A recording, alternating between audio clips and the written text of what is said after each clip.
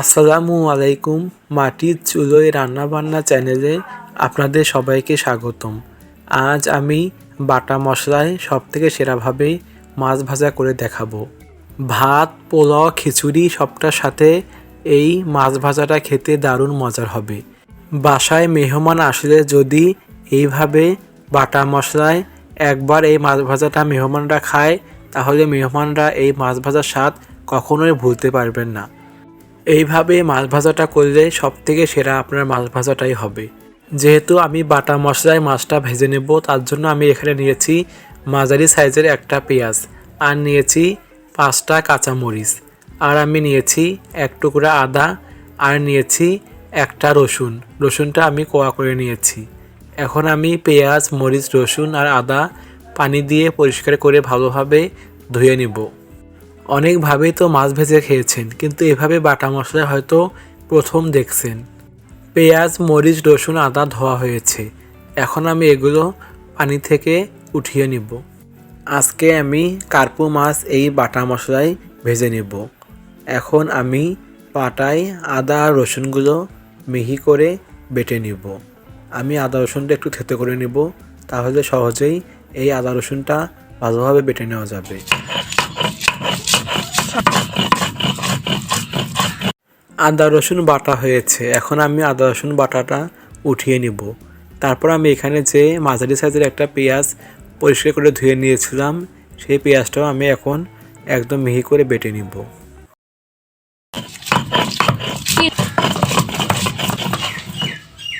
এখন আমি পেঁয়াজ বাটাটাও উঠিয়ে নিব। পেঁয়াজ বাটা উঠিয়ে নেওয়ার পর আমি এখন কাঁচামরিচগুলো মিহি করে বেটে নিব।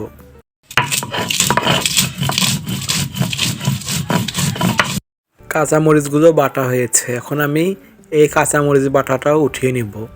তারপর আমি এখানে নিয়ে নিব 1/2 চা চামচ পরিমাণ জিরা, নিয়ে নেব 1/2 চা চামচ পরিমাণ ধনিয়া, আর আমি নিয়ে নেব 1/2 চা চামচ পরিমাণ কালো সরিষা। এখন আমি একটু পানি দিয়ে এগুলো একদম মিহি করে বেটে নিব।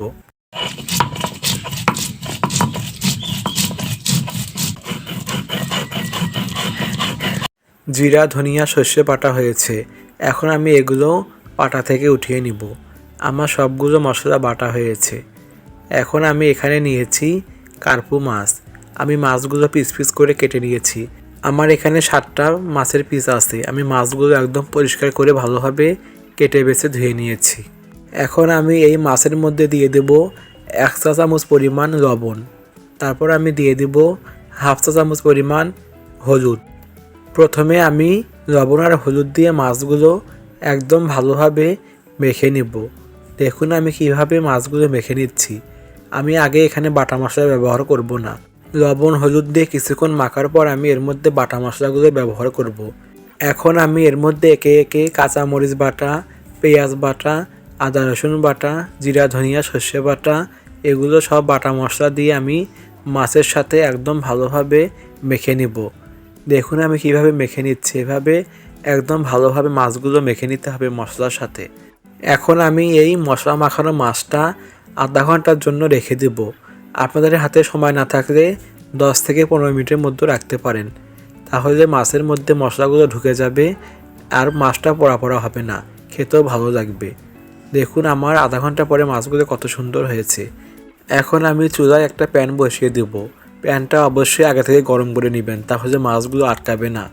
এখন আমি এর মধ্যে দিয়ে দেব 1 টেবিল চামচ পরিমাণ তেল।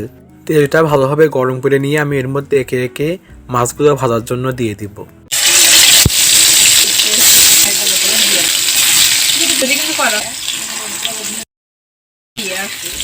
চুলার জালটা মিডিয়াম আঁচে রাখতে হবে, তাহলে মাছগুলো সুন্দর ভাজা হবে। বেশি জোরে জাল দিলে মাছগুলো পুড়ে যাবে, আবার বেশি আস্তে জাল দিলেও মাছগুলো ভাজা ভালো হবে না। তার জন্য মিডিয়াম আঁচে মাছগুলো ভেজে নিতে হবে। মাছটার এক পাশ হয়ে আসলে আমি আর এক পাশটা উল্টিয়ে দিব।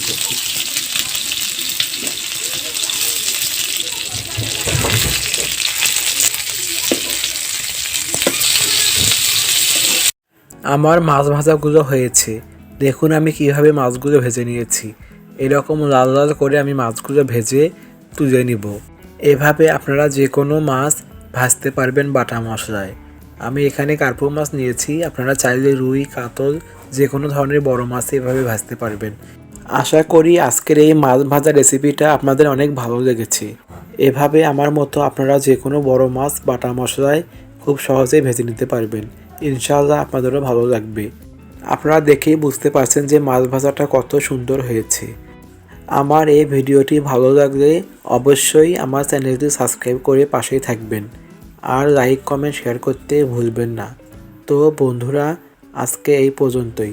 সবাই ভালো থাকবেন। ধন্যবাদ সবাইকে।